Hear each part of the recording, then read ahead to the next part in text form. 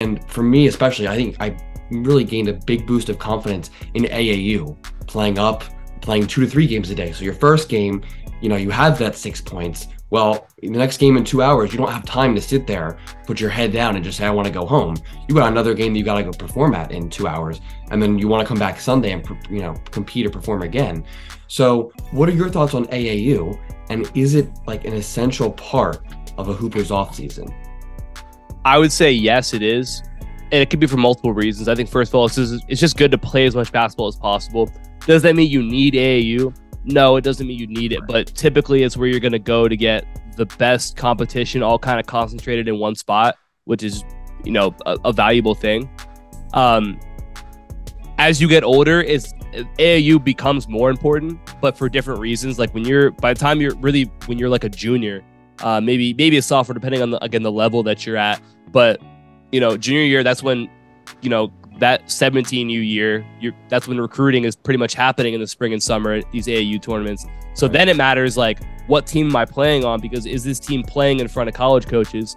And that's where I sometimes have a problem with AAU, because if you're playing 17U and you're not playing at live events, like NCAA certified events, then those games are basically meaningless aside from you just getting the experience of playing. So it really depends on what you're going for. If your goal is, I want to play college basketball, well, you got to ask yourself, if I'm in 16 or 17U, are we going to these live events where college coaches are recruiting at? If not, you got to find another team that is. If you don't care about that, then cool, just play AAU and have fun doing it. But I think in general, it's good even for younger players, because again, you get to be around typically the most serious players because they're playing in the off season. And usually all of the talent is kind of concentrated in one spot. Is it essential? No, if you're playing a lot, right? Really, that's the biggest thing, though, is just play as much basketball as you can. If AAU is a part of that, awesome. If you have other ways of doing it, especially if you're younger, that's great too. Just try and find the best situation for you in particular. But as you get older, AAU is critical if you want to play college basketball for sure.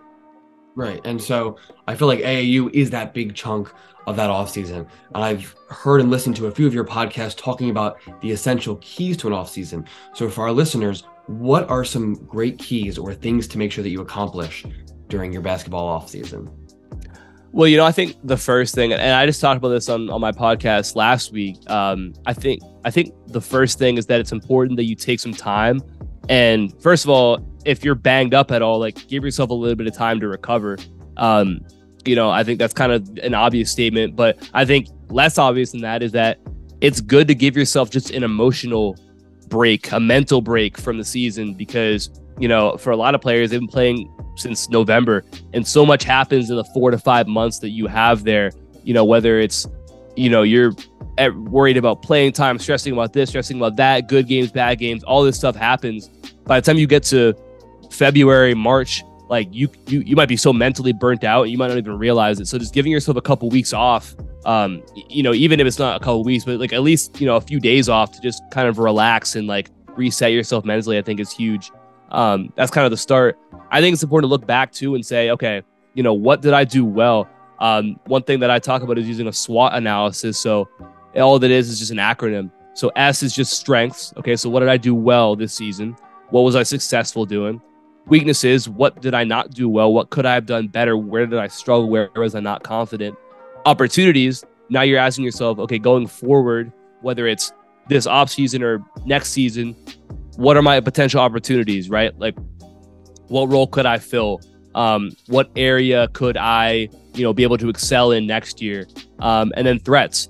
What would prevent me from being able to take advantage of those opportunities? And you going through and just asking yourself those questions about, where you're at, I think is really, really important to giving yourself a plan going forward.